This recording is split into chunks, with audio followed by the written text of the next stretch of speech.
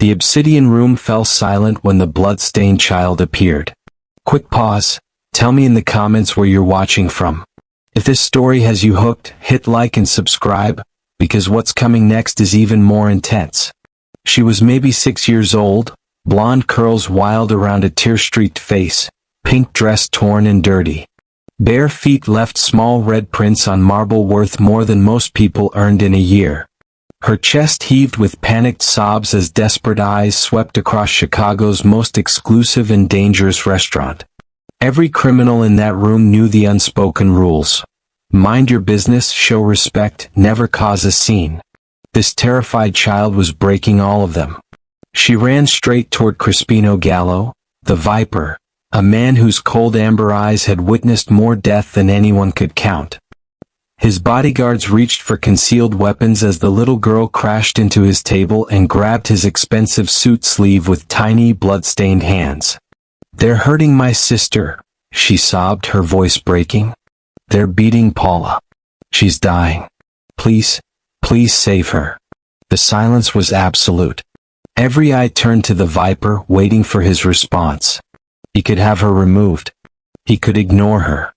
He could do what everyone expected from Chicago's most ruthless mafia boss.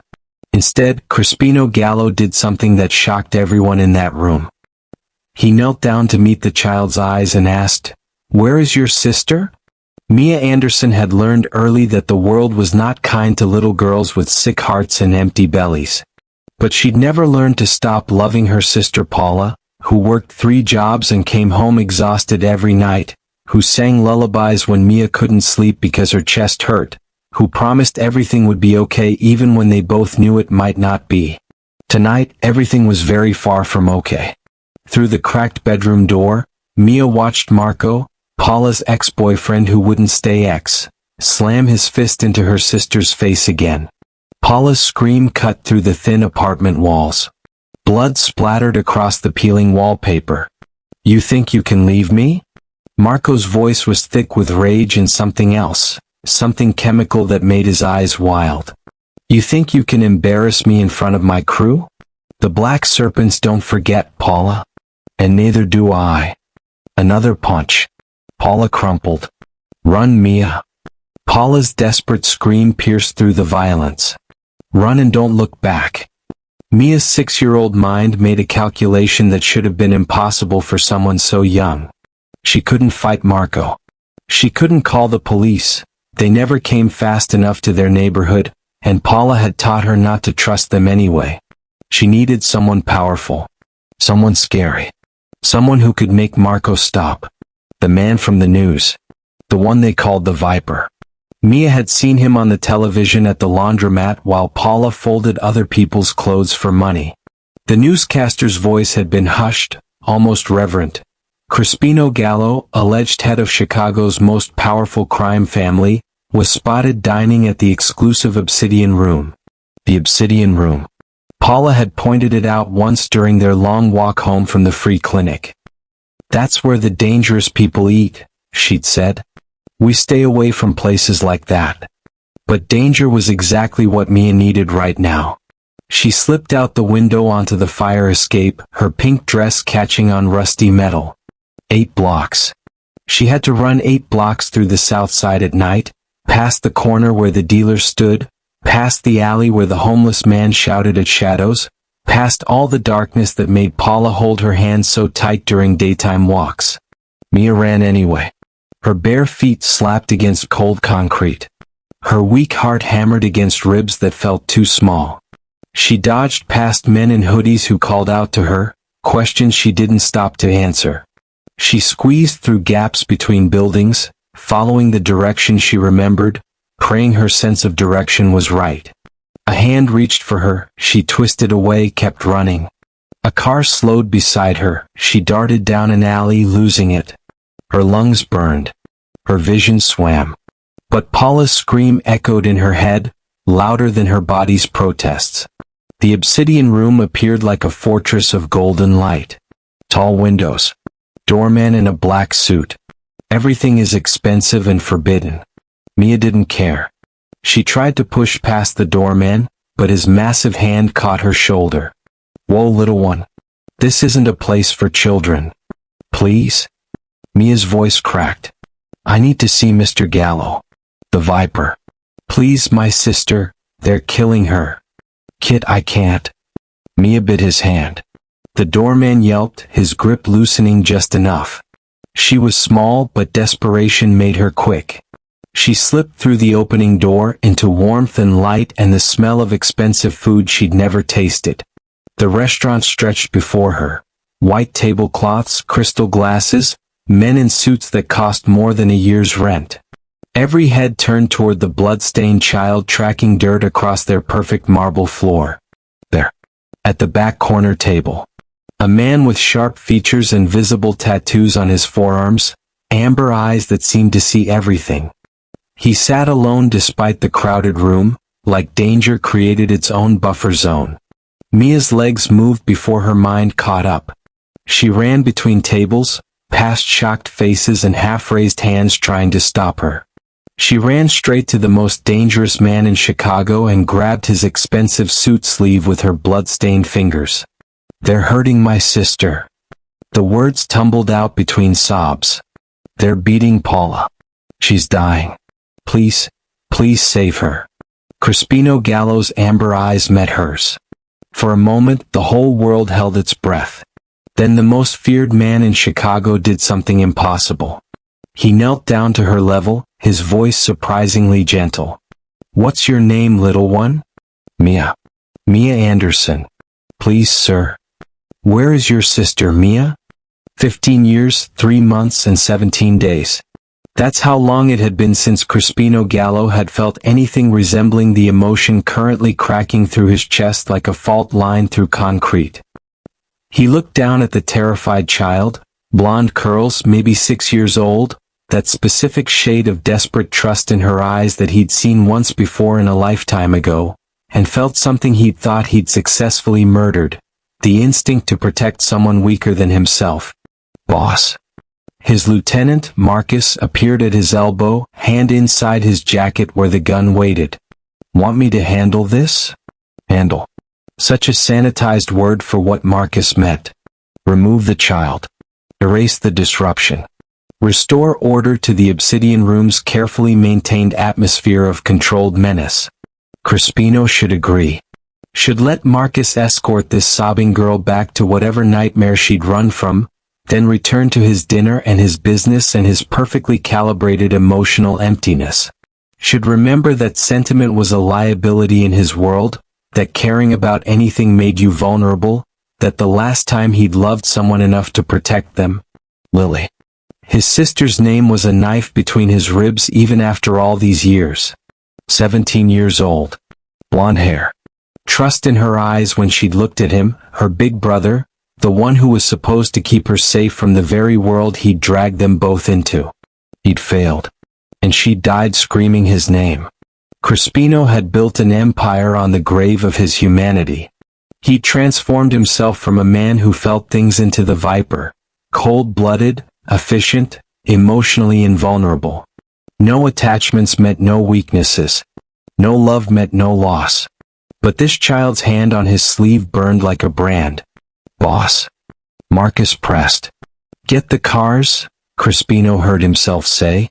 All of them. Armed escort. The silence in the Obsidian Room somehow became deeper.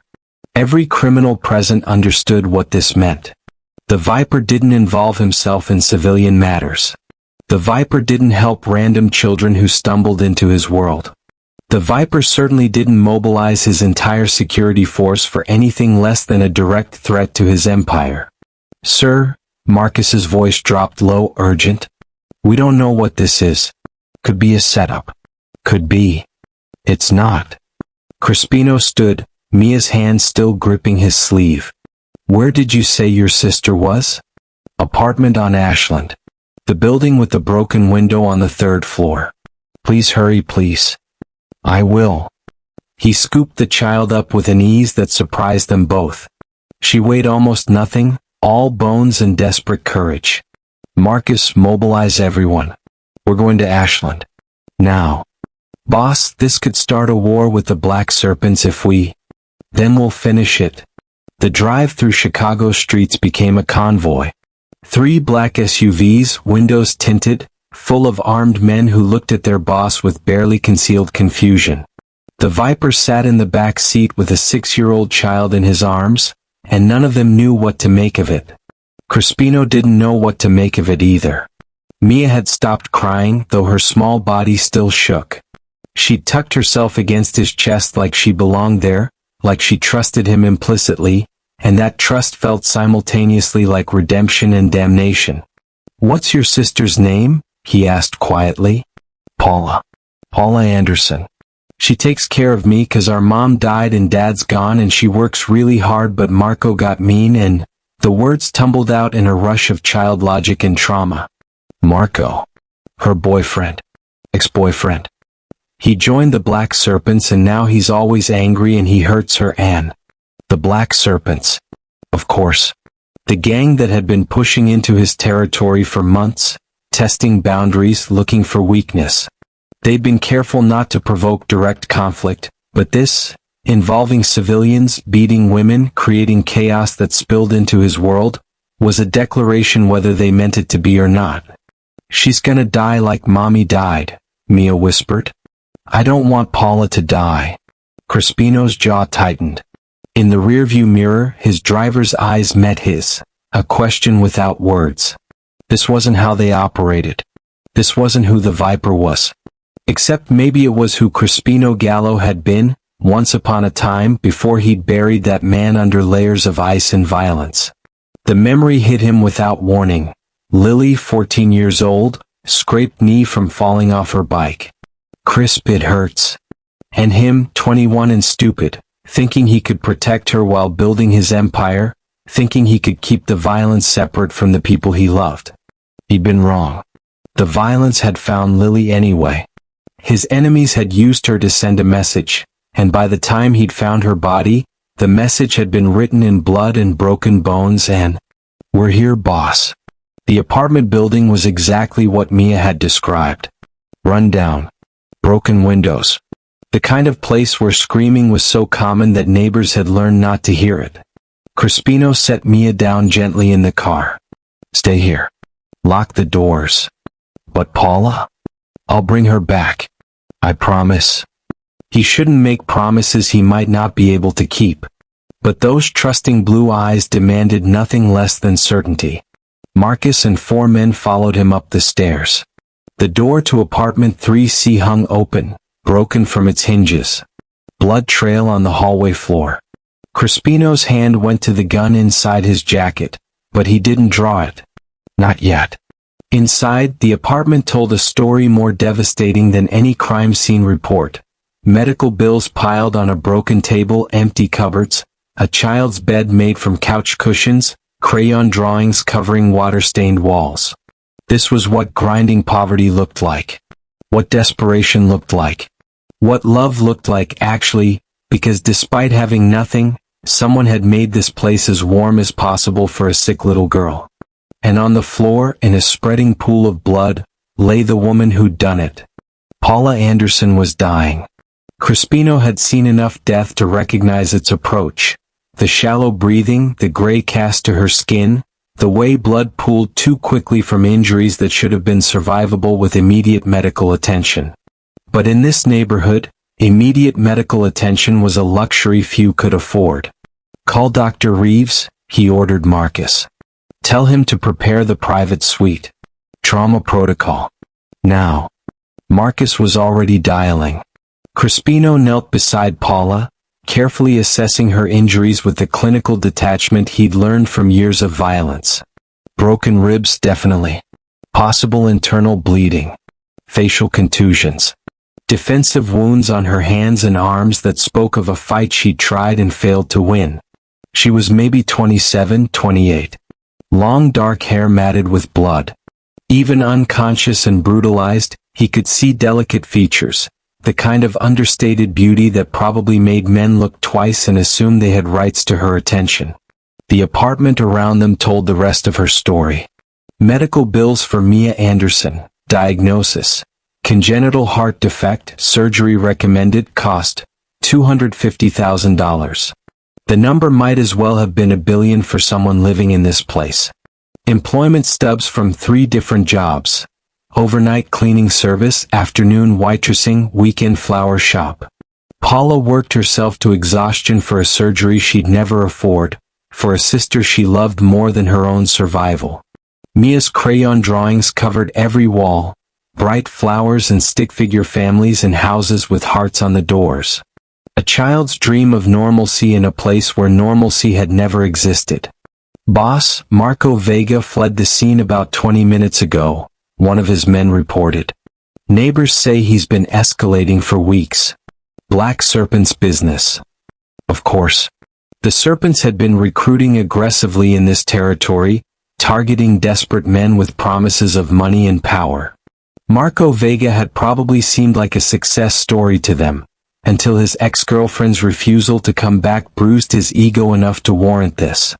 Paula's eyes fluttered open. For a moment, she stared at Crispino with the glassy confusion of someone straddling the line between consciousness and oblivion. Then her broken lips moved, words barely audible. Mia? Is Mia safe? Not, help me. Not, call an ambulance. Not even, who are you? Just concerned for her sister. Crispino felt something shift in his chest, something he'd thought had calcified beyond movement. She's safe, he said quietly. In my car. Waiting for you. Paula's eyes tried to focus on his face. Failed. The man? From TV. The Viper. Crispino Gallo. Yes. Dangerous. Very.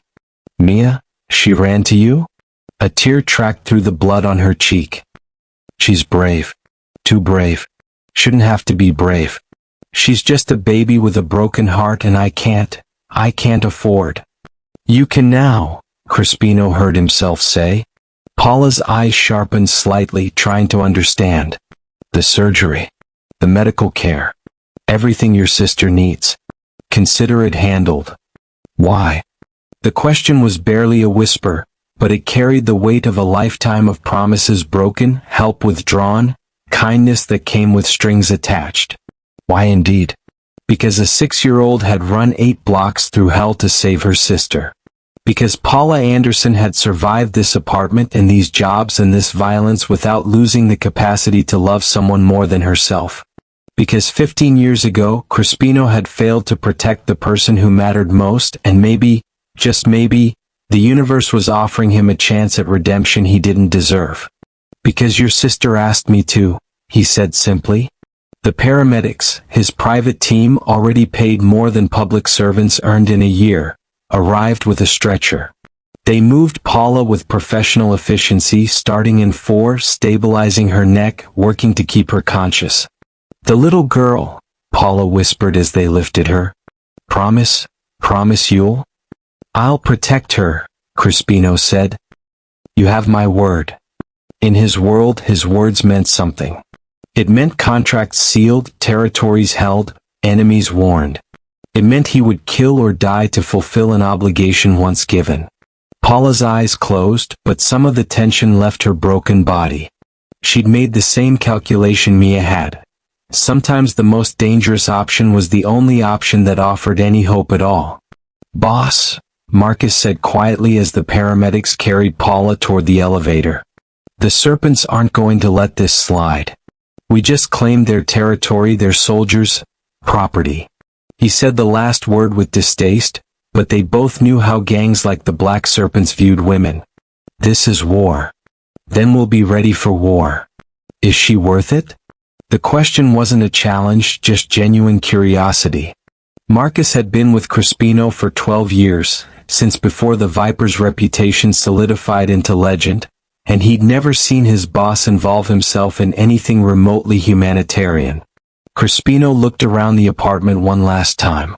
Saw the evidence of love in impossible circumstances. A child's drawings, carefully mended clothes, a single flower in a jar of water on the windowsill. Saw what Paula Anderson had built from nothing but determination and sacrifice. Yes, he said. She is. In the car, Mia pressed her face against the window, watching the paramedics load her sister into the ambulance. Tears streamed down her small face, but she didn't make a sound. Crispino slid into the seat beside her. "Is Paula gonna be okay?" Mia whispered. "My doctors are the best in Chicago. They'll take care of her. And her heart surgery? She needs. Already arranged. Everything your sister needs, she'll get." Mia turned those blue eyes on him, searching his face for the lie, the catch, the inevitable betrayal that life had probably already taught her to expect. She wouldn't find it. Whatever else Crispino Gallo was, monster, criminal, killer, he didn't break promises to children. "Why are you helping us?" Mia asked. "Paula says dangerous men don't help for free. Your sister is very wise. So what do you want?" 6 years old and already understanding that everything had a price. The thought made Crispino's chest tight. "I want you and Paula to be safe," he said simply. "That's all. But that's not how it works. That's not." Her voice cracked. "People don't just help." "I do." It was a lie. He didn't help people. He used them, manipulated them, discarded them when they outlived their usefulness. The Viper had no room for altruism or sentiment. But maybe Crispino Gallo, the man he'd been before grief rewrote him, maybe that man could still learn to help, even if it was 15 years too late to save the person who'd mattered most. "Come on," he said gently. "Let's go see your sister." Mia's small hand slipped into his, trusting despite every reason not to, and Crispino Gallo felt the ice around his heart develop its first fracture in 15 years. Paula woke in a room that couldn't possibly be real. Soft lighting. Clean white sheets that smelled like lavender instead of the discount detergent she bought in bulk. Medical equipment that hummed quietly instead of the beeping chaos of a public emergency room. A window overlooking Chicago's skyline instead of a brick wall covered in graffiti. For a moment she thought she'd died. This was too nice to be anywhere she belonged. Then pain reminded her that she was definitely still alive, ribs protesting with every breath, face throbbing where Marco's fists had connected, whole body aching like she'd been hit by a truck instead of a man she'd once foolishly loved. "You're awake." Paula's head turned, too quickly, sparking fresh pain, toward the voice. Crispino Gallo sat in a chair beside her bed, looking impossibly out of place in his expensive suit among all this medical sterility. His amber eyes watched her with an intensity that made her want to pull the blanket higher despite being fully clothed in a hospital gown. "Mia," Paula croaked. "Where's?" "Next door. Sleeping in a comfortable bed for the first time in her life, according to the night nurse." His voice was quieter than she'd expected from a man with his reputation. "She's fine. Safe." Relief hit so hard Paula's eyes burned. "Thank you." Thank you. "Don't thank me yet. We need to talk." Here it comes, Paula thought. The catch. The price. The reason no one helped for free. She'd been in enough bad situations to recognize the pattern. Man offers help, woman accepts gratefully, man reveals exactly what he expects in payment. Her caseworker when she aged out of foster care. Her first landlord. Marco, especially Marco, who'd seemed kind until kindness transformed into control and then violence. "I know who you are," Paula said, lifting her chin despite the pain. "Crispino Gallo. The Viper. Organized crime. I'm not stupid. I never thought you were. So what do you want? Payment for the medical bills? Because I'll work it off whatever it takes, but I'm not." Her voice hardened. "I'm not doing anything illegal and I'm not asking you to." Paula stared at him, trying to find the manipulation in that statement. But his expression remained neutral, almost curious. "Then what?" "For you and Mia to recover. To be safe. That's all." "That's not all. It's never that simple." Something flickered in his eyes, not anger but something that might have been respect. "You're right. It's not simple. The Black Serpents won't forget what happened. Marco Vega will come looking for you again. You can't go back to that apartment, that life, those circumstances. So I'm offering you protection. In exchange for what? Nothing. Bullshit. The word hung in the expensive air between them. Paula waited for anger, but Crispino's mouth almost twitched into a smile. Your sister reminds me of someone I lost, he said quietly. Someone I failed to protect when it mattered. I'm not a good man, Paula. I've done things that would horrify you. But I'm trying. He paused, seeming to struggle with the words. I'm trying not to fail again.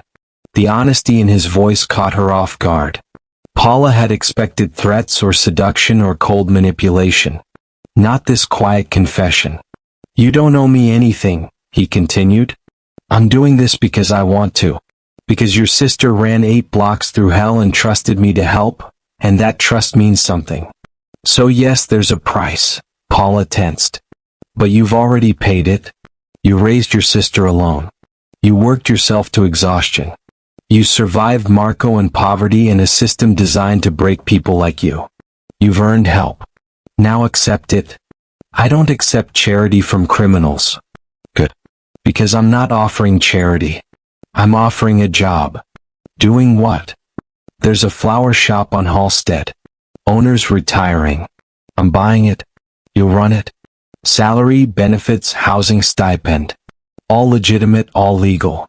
Consider it a payment for disrupting your life. Paula's mind raced. A flower shop.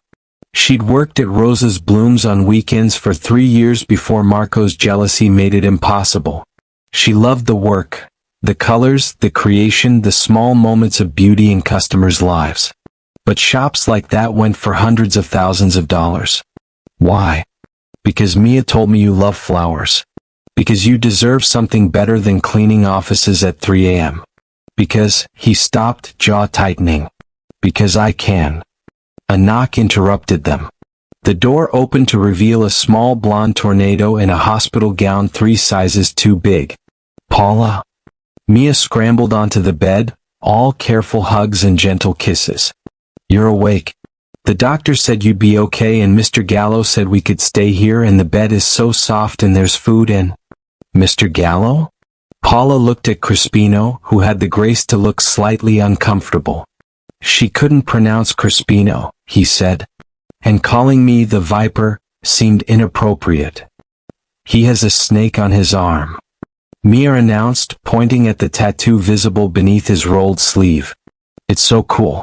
Can I call him Mr. Snake instead? No, Paula and Crispino said simultaneously. Mia giggled, actually giggled, and the sound was so foreign, so full of genuine happiness instead of forced cheerfulness covering fear, that Paula's chest ached worse than her broken ribs. A doctor arrived, professional and thorough, explaining Paula's injuries and treatment plan with gentle authority. As he spoke, Paula watched Crispino interact with Mia, patient, almost warm, letting the child explore his expensive watch and ask endless questions about the buttons on his suit. He was good with her. Unexpected but undeniable. We'll need to run some tests on Mia as well, the doctor said. Update her cardiac assessment, prepare for surgery. Surgery? Paula's voice went sharp with panic. I can't afford. Already covered, the doctor said smoothly. Mr. Gallo has arranged everything.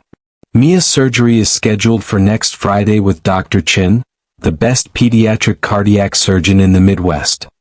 $250,000. That's what Paula had calculated, working 3 jobs, saving every penny, knowing she'd never reach that number before Mia's condition deteriorated beyond repair. And this criminal she'd known for less than a day had just solved it. I'll pay you back, Paula said fiercely, looking at Crispino. Every penny. It'll take years, but I'll use that determination to build a successful flower shop instead, he said calmly. Give your sister a stable life. That's enough payment. Nothing's free. Everything has a cost. Then consider it an investment in watching you prove everyone wrong. Everyone who said a foster kid couldn't raise her sister. Everyone who said you'd fail. Everyone who treated you like you was disposable. His eyes held hers. Prove them wrong, Paula. Build something beautiful from all this darkness. That's what I want. Despite every instinct screaming at her to distrust him, to find the trap, to protect herself, Paula felt something in her chest crack open. Why do you care? Crispino glanced at Mia, who'd fallen asleep against Paula's side, tiny fingers clutching her sister's hospital gown. Because someone should have cared about me and my sister, he said quietly. And no one did. So maybe this time the story ends differently. 6 weeks passed like a dream Paula kept expecting to end. Mia's surgery had been successful. Better than successful. Dr. Chen called it miraculous, though Paula suspected miracles had less to do with divine intervention and more to do with $250,000 medical care. Her sister was finally healthy. Color in her cheeks. Energy bouncing through her steps. The ability to run without stopping to catch her breath. It was everything Paula had prayed for during those 3 a.m. shifts cleaning office buildings, during those nights counting pills to make Mia's medication last, during those terrifying moments when her baby sister's lips turned blue and emergency rooms became routine. And it had cost Paula nothing but her pride. Well, not nothing. It had cost her the safety of mistrust, the comfort of cynicism, the armor of expecting nothing from anyone. Because Crispino Gallo had done exactly what he'd promised. No catch. No strings. No sudden demands for payment in forms that made her skin crawl. Just help. Real, tangible, life-saving help. The apartment he'd arranged was in one of his buildings. Paula had initially refused until she saw it was a normal, modest 2-bedroom with working appliances and windows that locked properly. The rent was suspiciously affordable, but when she'd pushed, his property manager had shrugged and said, "Boss wants good tenants. You run a flower shop, keep to yourself, don't cause trouble." Sounds good to me. The flower shop though.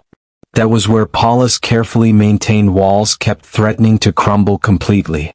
Lily's garden sat on a revitalized corner of Halstead, sandwiched between a bakery and a bookstore. The previous owner, Mrs. Chen, no relation to the surgeon, had run it for 40 years before retiring to Arizona. The space was perfect.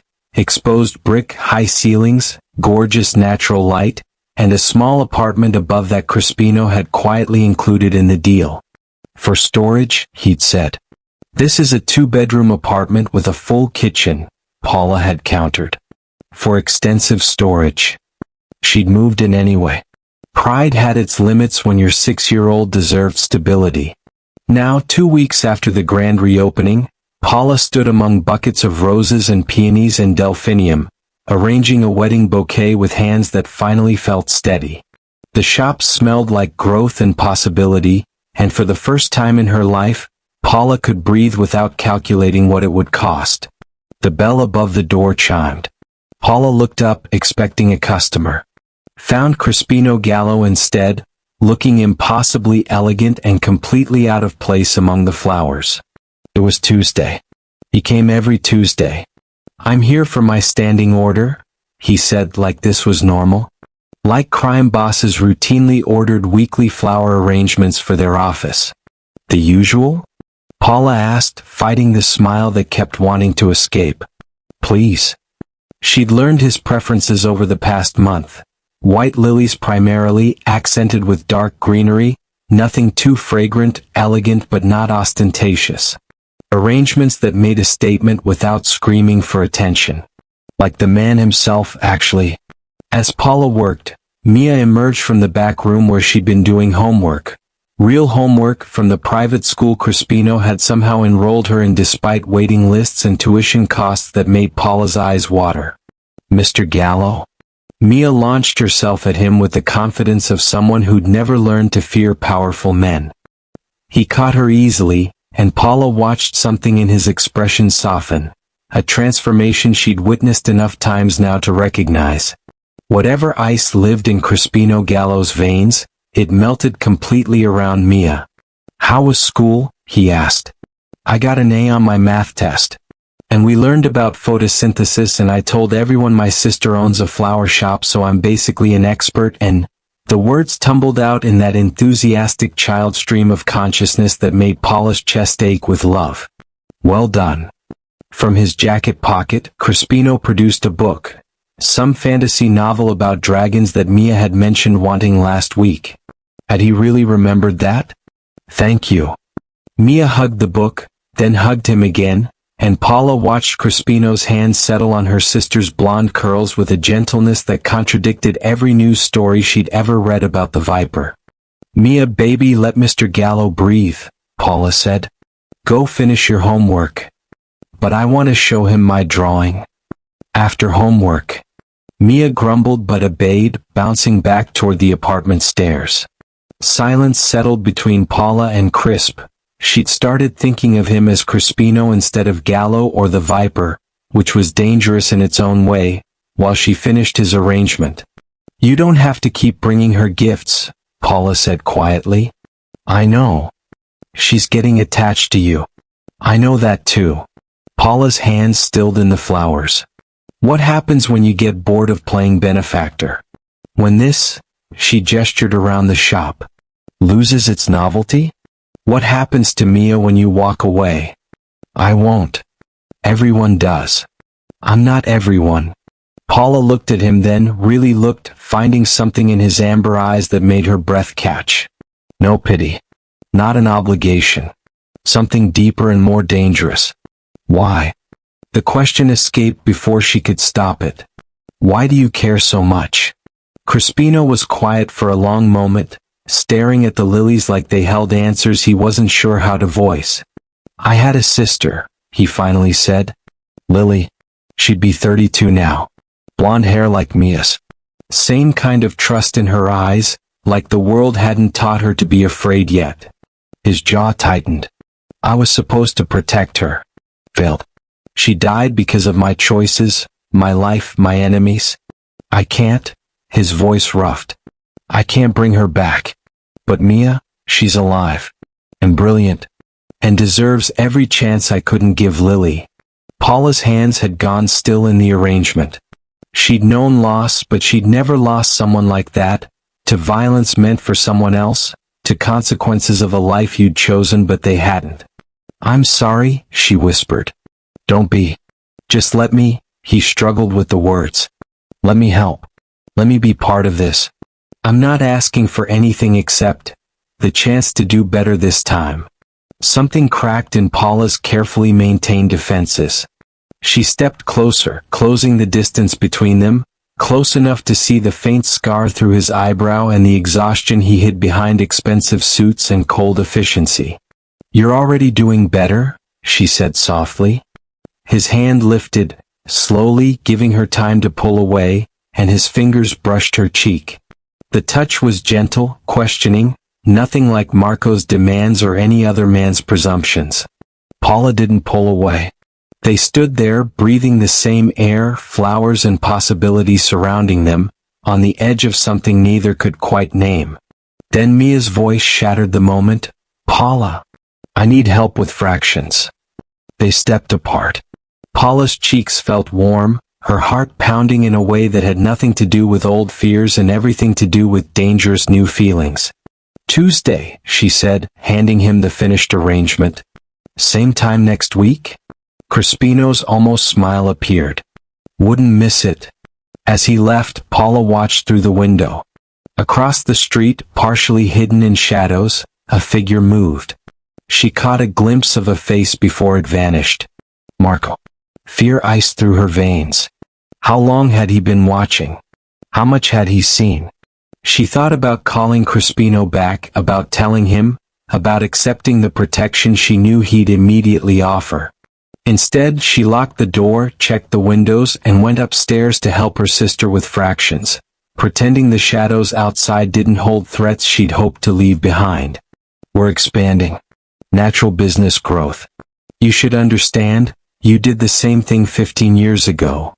I negotiated. Made agreements. Respected existing operations. Times change. Viper's smile was all teeth. We're not interested in negotiation. We want the woman. Paula Anderson. Her ex-boyfriend Marco Vega is one of ours now, and she owes us money. A lot of money? She owes you nothing. Marco's debts are Marco's problem. Not how we see it. They were together. She benefited from the relationship. She pays or she works it off our way. Crispino's hands didn't move, but every man in the room felt the temperature drop. She's under my protection. That's not negotiable. Everything's negotiable. Including you backing the fuck out of our business. Or what? Viper leaned forward. Or we remind Chicago that the Viper, the original, the legend, is going soft. Protecting civilian women, playing house with kids, losing his edge. How long before your own people start questioning your leadership? How long before someone decides you're too weak to run your empire? It was a good psychological attack.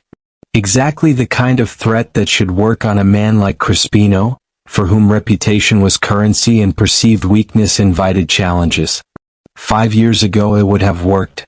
He'd have cut Paula loose to protect his position, his empire, his carefully cultivated image. But that was before a 6-year-old ran through hell to find him.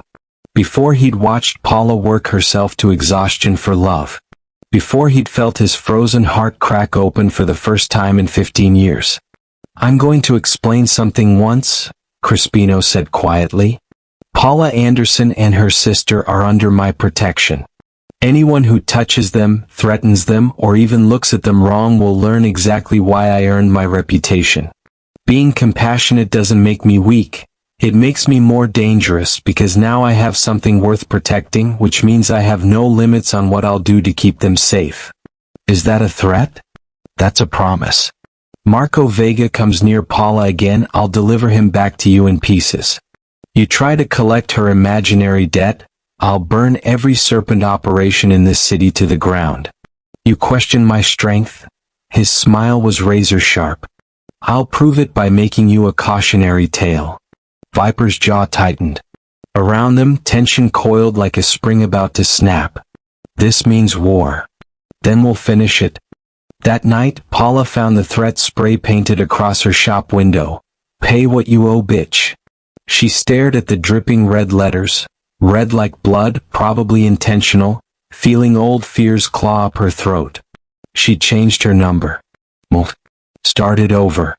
But Marco had found her anyway, brought his new criminal family with him, and now, the shop door behind her opened.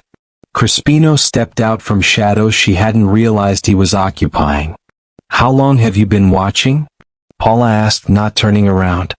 Since the serpent soldier showed up 20 minutes ago with the spray paint.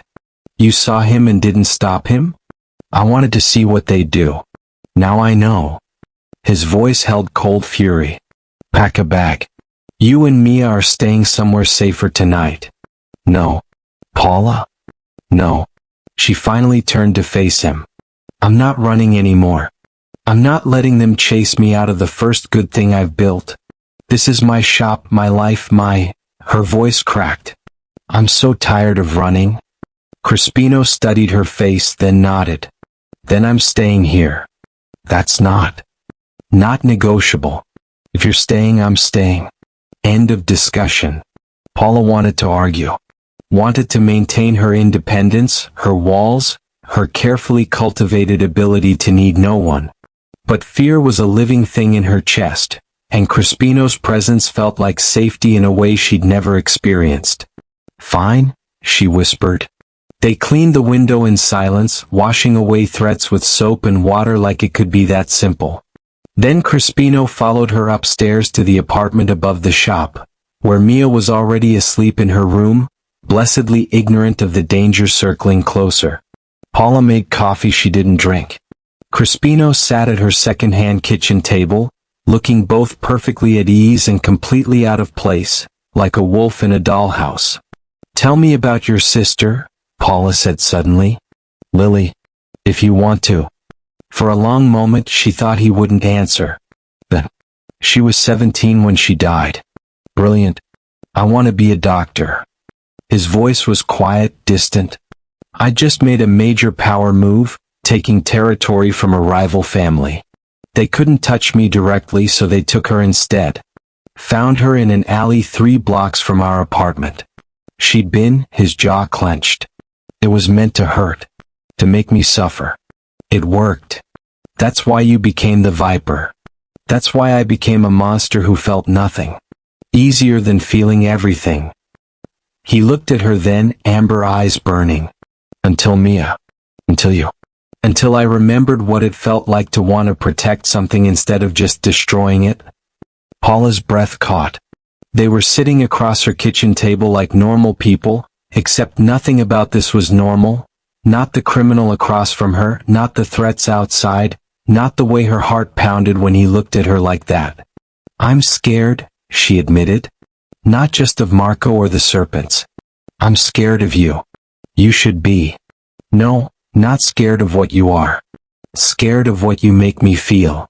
The silence between them went taut as a wire. Paula? I've never let anyone in. Not really. Not after foster care taught me that people leave, that trust gets weaponized, that caring makes you vulnerable. I built walls so high I thought they were permanent. But you, she stood abruptly, pacing her tiny kitchen. You and your Tuesday flower deliveries and your gifts for Mia and your honest eyes when you talk about your sister. You're making me want things I promised myself I'd never want. Crispino stood too, closing the distance between them in 2 steps. His hand cupped her face, thumb brushing her cheekbone with devastating gentleness. I'm terrified too, he said roughly. I haven't felt anything real in 15 years. I didn't think I was capable anymore. Then Mia grabbed my sleeve and looked at me like I could save the world, and you? His voice dropped. You survive everything life throws at you with grace I've never seen. You make me want to be better than the monster I've become. They were so close now, breathing the same air, Paula's hand somehow on his chest, feeling his heart pound as hard as hers. Crispino. Paula? The apartment door opened. Paula? I had a bad dream and oh. They sprang apart like guilty teenagers. Mia stood in the doorway, blonde curls wild from sleep, clutching her stuffed bear, eyes wide. Mr. Gallo is here, Mia observed. He's staying tonight. For security, Paula managed, her cheeks burning. Because of the scary words on the window? Both adults froze. You saw that? Paula asked. I looked out before bed. Are the bad men coming? No, Crispino said firmly, kneeling to Mia's level. I promise you no one will hurt you or your sister. I won't let them. Mia studied his face with that unnerving child wisdom. Then she hugged him, quick, fierce, trusting, before running to Paula and demanding to sleep in her bed tonight. As Paula carried Mia to her room, she glanced back at Crispino. He was still kneeling where Mia had left him, something naked and vulnerable on his face that made Paula's chest ache. Later, after Mia finally fell asleep, Paula returned to find Crispino at the window, phone pressed to his ear, voice cold and deadly. I want surveillance on every serpent operation. I want Marco Vega found. And I want them to understand, clearly, what happens when they threaten my people. My people. Paula's heart did something complicated behind her ribs. When he ended the call, she brought him a blanket for the couch. Their hands brushed during the exchange and neither pulled away. Thank you, Paula whispered. For what? For staying. For caring.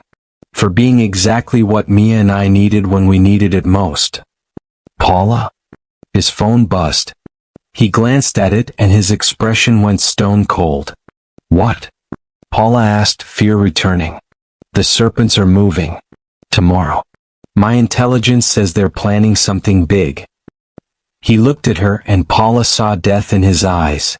They're coming for Mia. The call came at 2:47 p.m. on a Tuesday, the kind of beautiful autumn afternoon when tragedy feels impossible. Paula was arranging hydrangeas. Mia was at school. Crispino was supposedly in a business meeting across town. Then her phone rang. Ms. Anderson? The voice was tight, professional, and afraid. This is Principal Morrison from Oakwood Elementary. There's been an incident. The hydrangeas fell from Paula's numb hands. 3 men, they overpowered Mrs. Chen, the dismissal teacher. They took Mia. We've called police, but they said to contact you, said to tell you. The rest dissolved into static as Paula's world collapsed. Not Mia. Not her baby sister. Not the girl she'd raised, protected, sacrificed everything for. Not the child who'd finally gotten healthy, who was finally safe, who was finally living the normal childhood Paula had fought so hard to give her. Paula didn't remember driving to the school. Didn't remember Crispino's hand on her shoulder, his voice breaking through panic. Paula. Paula, look at me. We'll get her back. She did remember the message the Serpents had left with the terrified principal, written on the classroom whiteboard in black marker. Come alone to Pier 17 warehouse by midnight or the girl dies. Tell Gallo if he wants to play hero he can collect a body. The police were useless. Jurisdiction issues, gang politics, not enough evidence to move. Paula watched officers take statements like they were discussing parking violations instead of her sister's kidnapping. Crispino pulled her into his car, drove to his office, where his real organization assembled. 15 men. Armed. Dangerous. Ready to burn the city down to find one 6-year-old girl. It's a trap, Marcus said bluntly. They want you, boss. Mia's bait. You walk in there, you're dead. Then I'm dead. Boss. I'm going. Crispino's voice cut like glass. Prepare the men. Surround the warehouse. But I walked in first. Alone. That's not negotiable. They'll kill you the second you're inside. They'll kill Mia if I don't go. Paula sat in the corner of Crispino's office, drowning in guilt and terror. This was her fault. Every bit of it. If she'd never accepted his help, never let Mia get close to him, never allowed herself to feel safe for one goddamn second. Stop.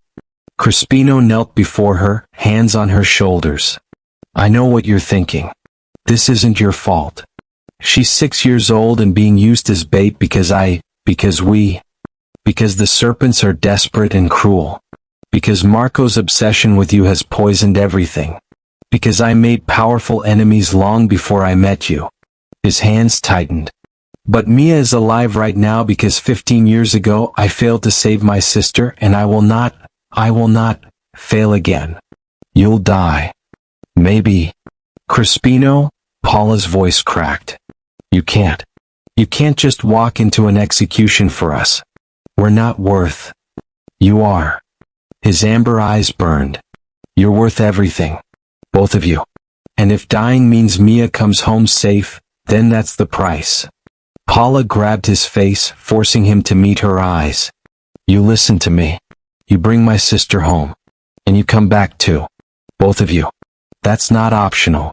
You don't get to play hero and die. I won't accept it. Do you understand? Something in his expression softened, went vulnerable in a way she'd never seen. Paula? I'm coming with you. Absolutely not. She's my sister. My responsibility. Paula stood, fury and terror and love burning through her veins. You don't get to decide. I'm coming. It's too dangerous. I don't care. I care. I care if you die. I care if... He stopped, jaw working like words were physical things he couldn't quite force out. Say it, Paula demanded. Whatever you're too afraid to say. I love you. The words exploded out of him, raw and desperate. I love you, and it terrifies me because everyone I've ever loved has died, and I can't...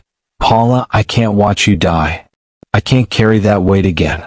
So please stay here where it's safe. Paula's world tilted.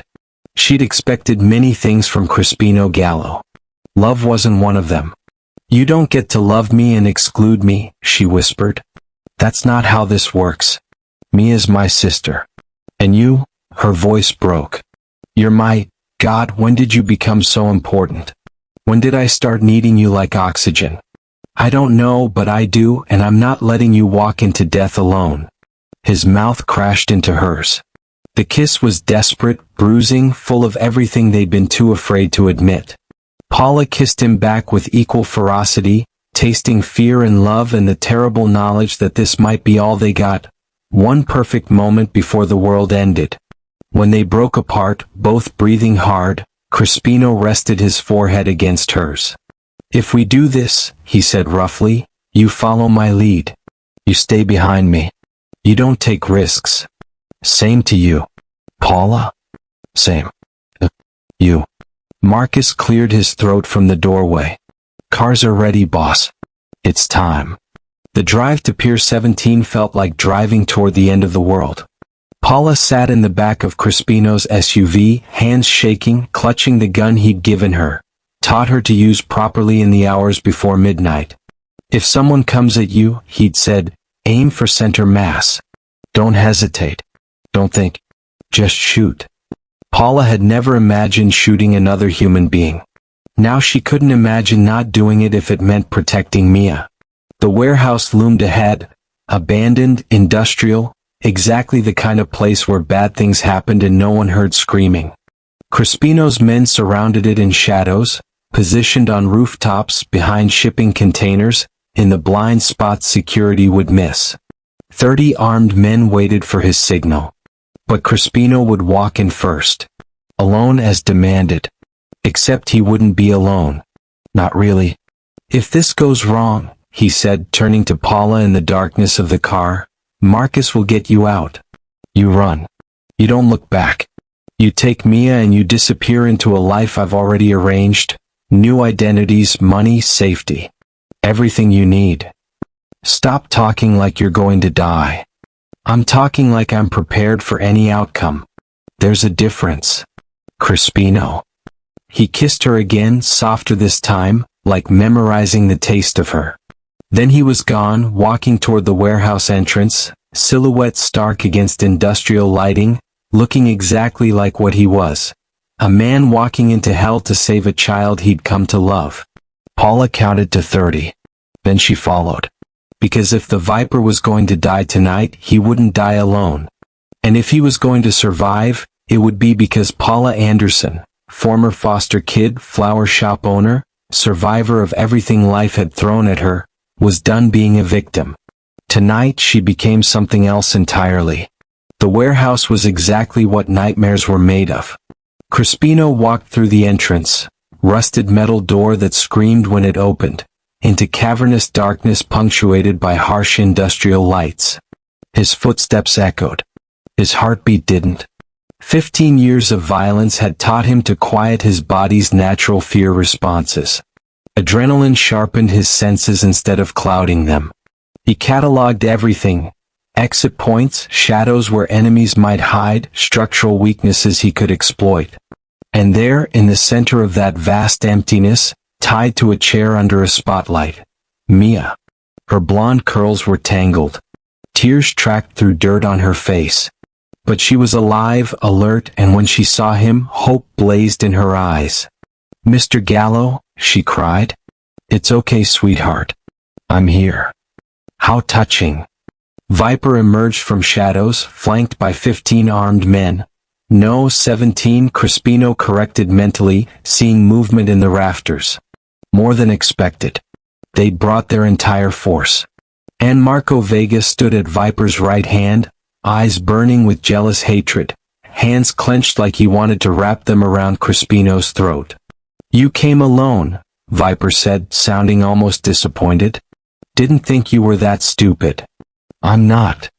Crispino's voice remained calm, conversational. I'm that committed. There's a difference. Committed to what? A woman who doesn't want you? A kid who isn't even yours. Committed to being better than I was 15 years ago when I failed to save someone who mattered. Noble. Pointless. But noble. Viper gestured to his men. Kill him. 10 guns rose simultaneously. Crispino smiled, cold, dangerous, utterly confident. I wouldn't do that. What? You gonna beg? No. I'm going to give you one chance to stand down before my men end every life in this building except Mia's and mine. Viper laughed. Your men? You came alone. That was the deal. The deal was I came in first. I never said I'd come alone. Crispino raised his hand. If you're listening, gentlemen, lights. Every industrial light in the warehouse cut out simultaneously. Darkness.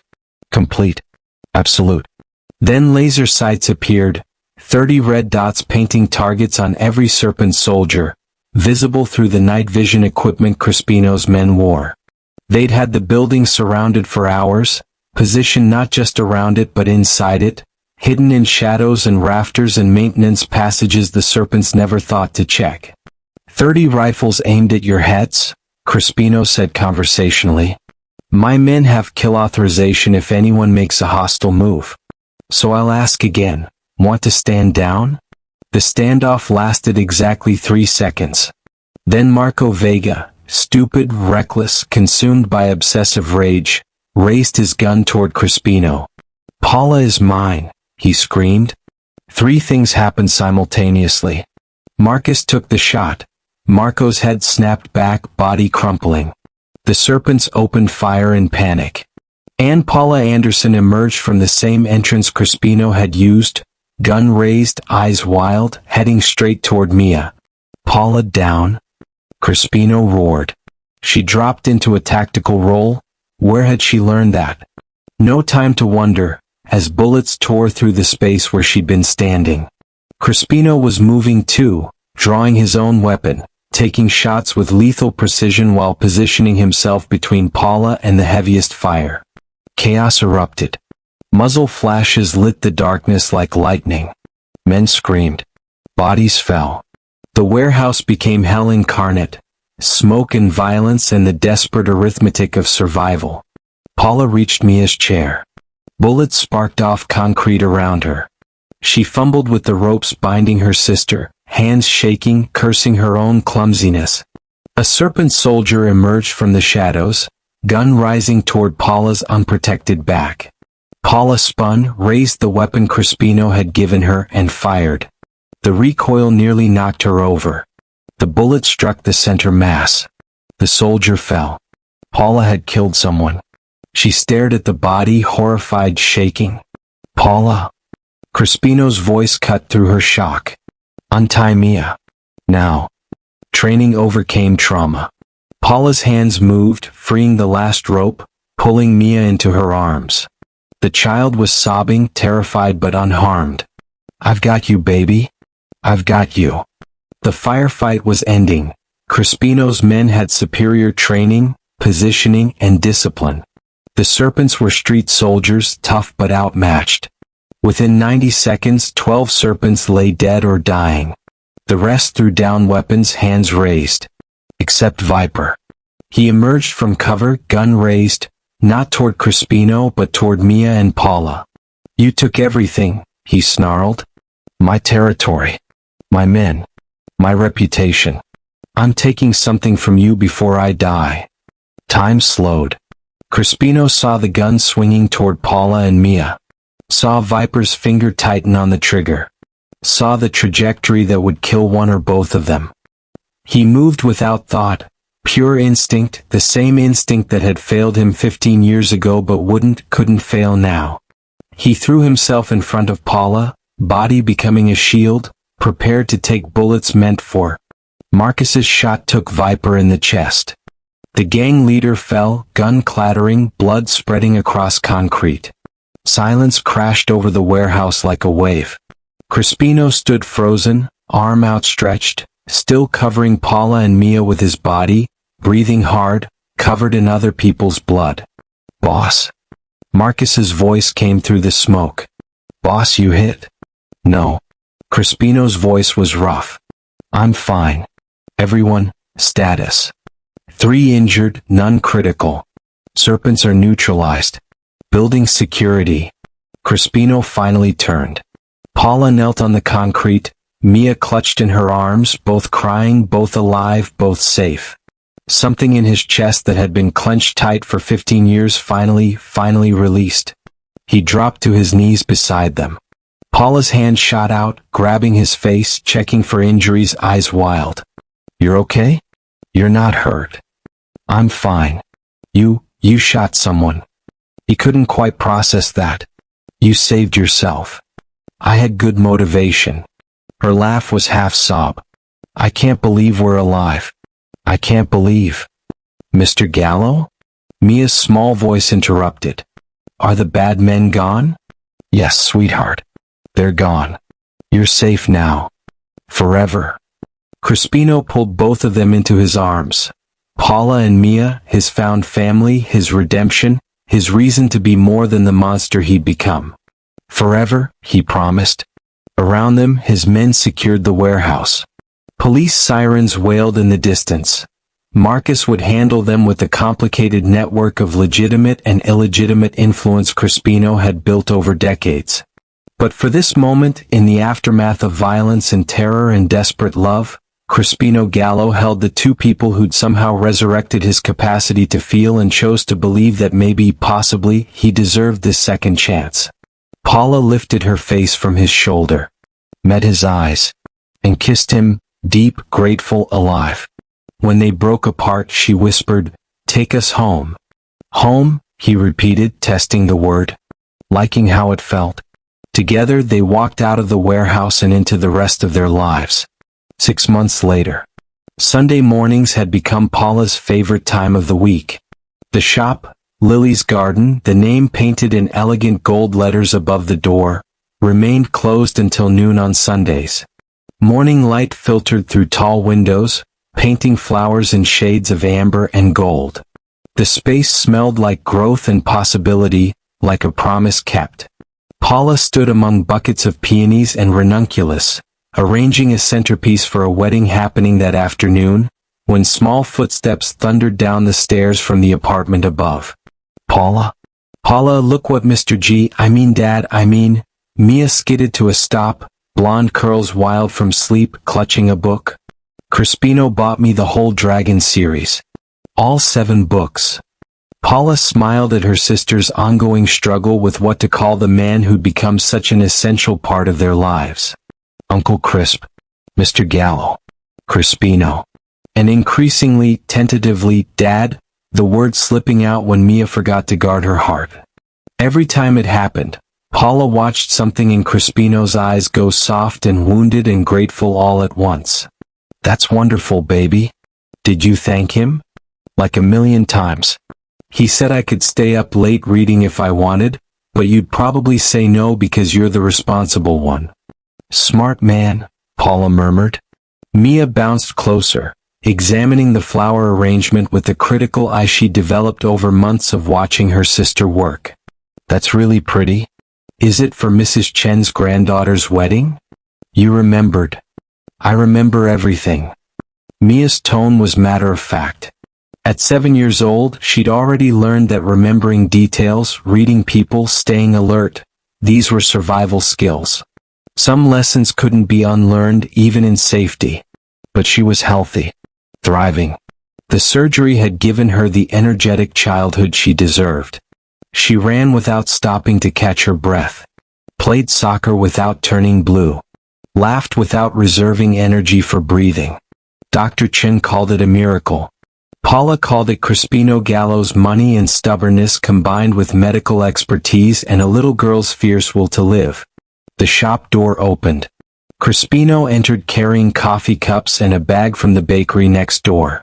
He dressed down for Sunday, jeans, fitted t-shirt, leather jacket. Still impossibly handsome, still moving with that predatory grace but softer now. More human. 2 cappuccinos, he announced, handing one to Paula. "And chocolate croissants for the monster." "I'm not a monster," Mia protested, already grabbing the pastry bag. "You ate 3 bowls of cereal this morning. You're definitely some kind of supernatural creature." Mia giggled and ran back upstairs with her treasures, books and croissants and the uncomplicated joy of being 7 and loved. Crispino watched her go, expression tender in a way that still sometimes stole Paula's breath. 6 months and she still wasn't entirely used to this. The domesticity, the safety, the simple pleasure of coffee and flowers on a Sunday morning. "She called you Dad again," Paula said quietly. "I noticed. And every time she does, I remember why I survived that warehouse. Why I'm trying to be better than I was." He set his coffee down and pulled Paula close, arms circling her waist. "How's the wedding prep?" "Nearly done. Mrs. Chen's been planning this for 18 months. No pressure or anything." "You'll be perfect," Crispino finished, his breath warm against her ear. You always are. Paula leaned into him, letting herself have this moment of quiet intimacy before the chaos of a wedding day. 6 months ago she wouldn't have believed this could be her life. Safety, success, love that didn't hurt. Marcus called, Crispino said, his voice shifting to business mode. The last of the Serpent holdouts accepted our terms. The South Side is officially stabilized. No more threats. No more threats. His arms tightened around her. You and me are safe.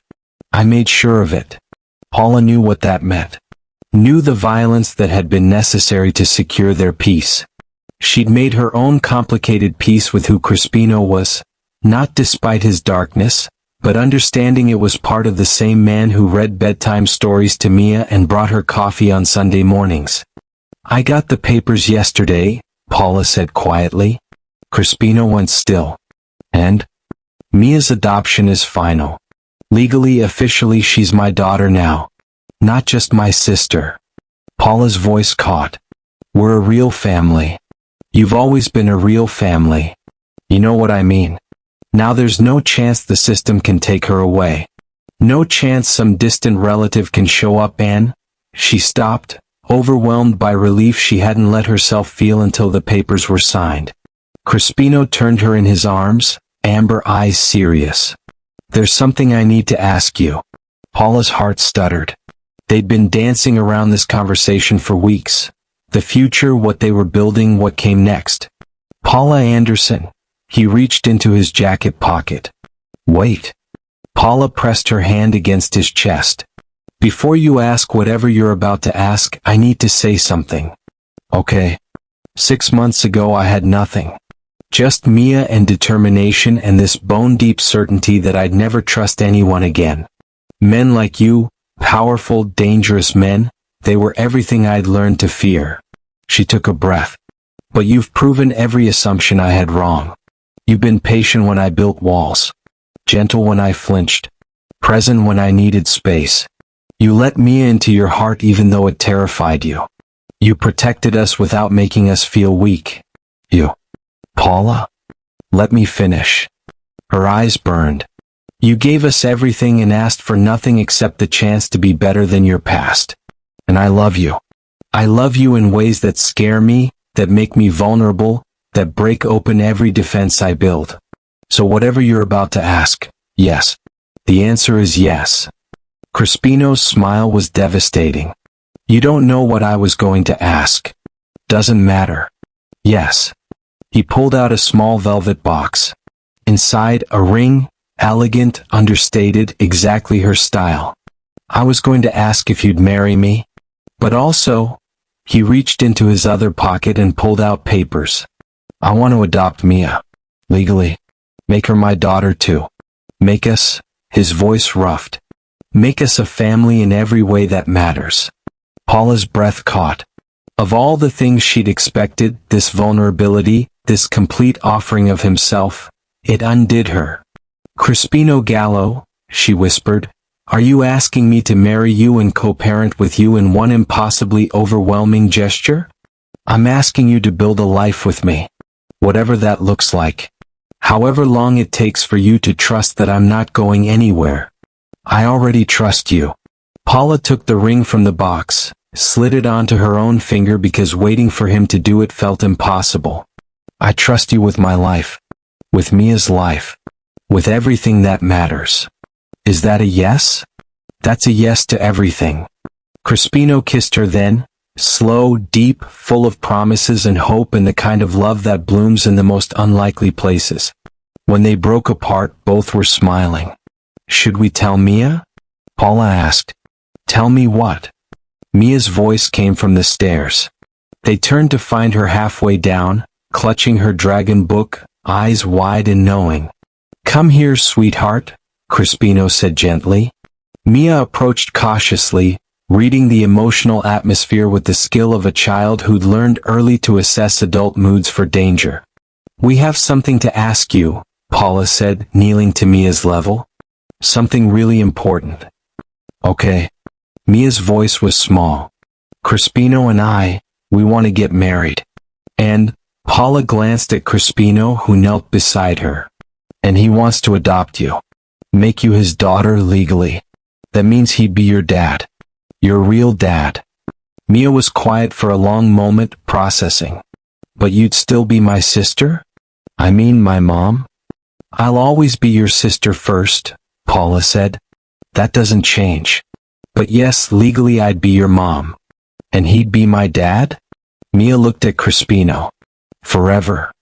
Forever, Crispino said, voice steady despite the emotion Paula could see in his eyes. If you want that. If you're okay with it.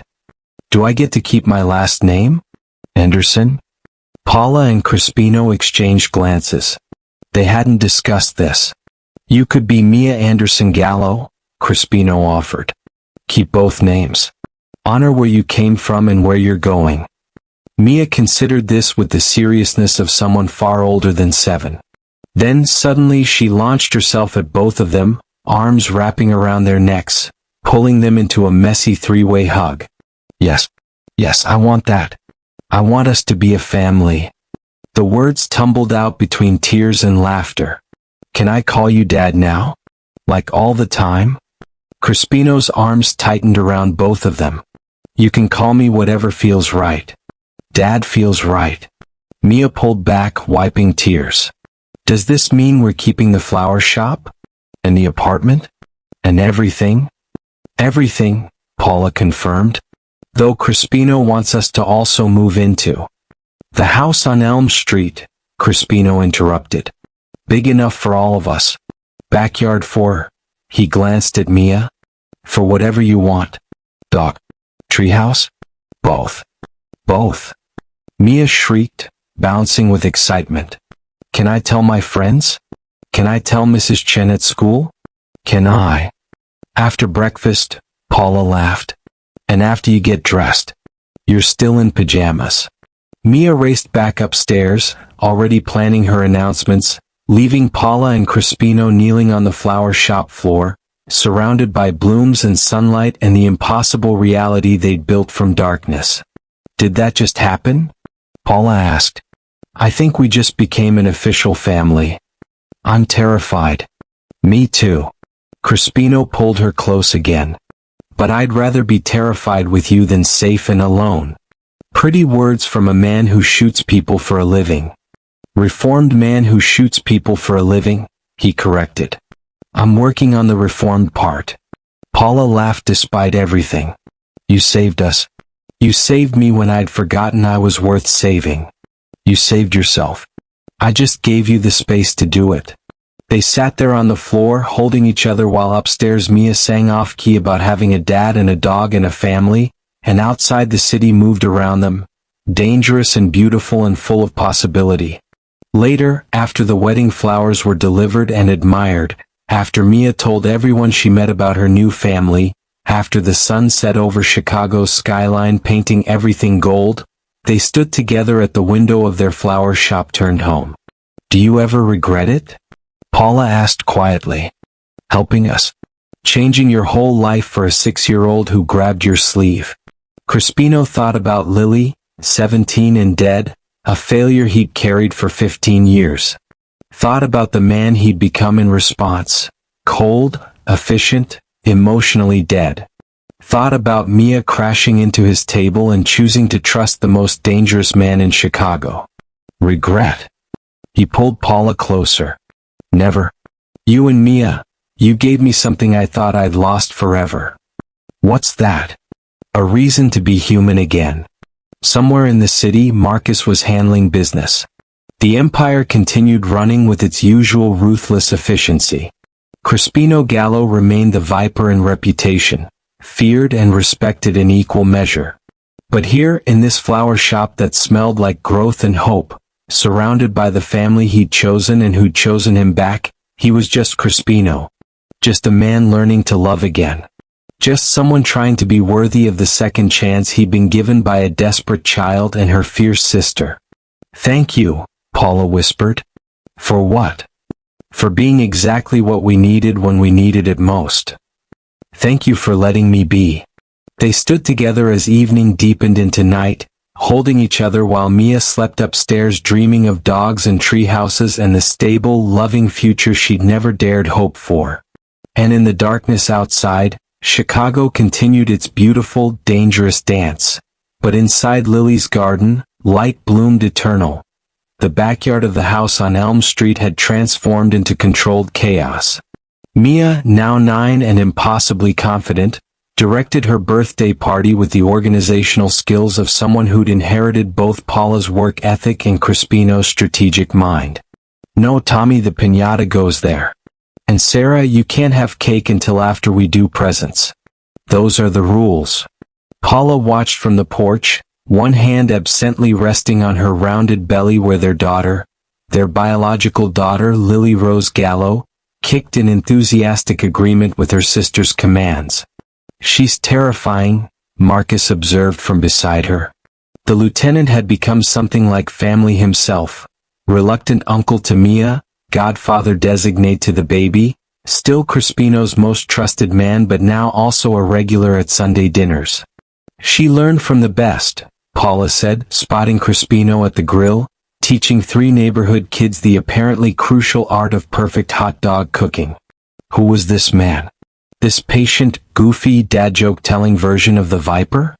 And yet Paula could still see the danger beneath, in the way he tracked every person entering his yard, in the way his hand always knew where his gun was, in the casual competence he'd shown last month when a would-be rival had tested his territory.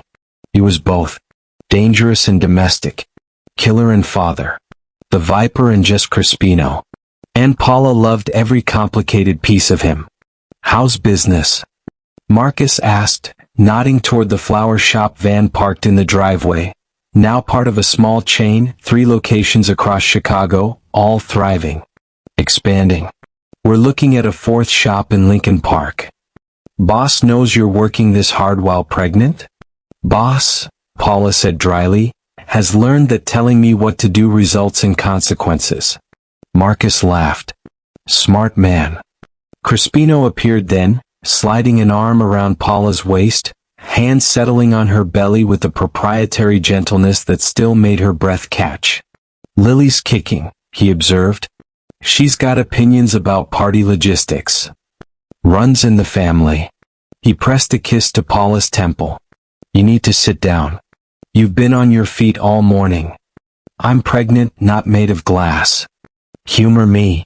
Paula let him guide her to a chair, partly because her back was actually killing her, partly because watching Crispino fuss was endearing despite his terrible attempts at hiding his worry. Mia ran over, flushed with excitement. Dad, can we do presents now? Everyone's asking." "Whatever you want, princess." "Don't call me princess," Mia said automatically without heat. It was their routine. Him calling her princess, her protesting, both of them knowing she secretly loved it. The presents were exactly what 9-year-olds loved.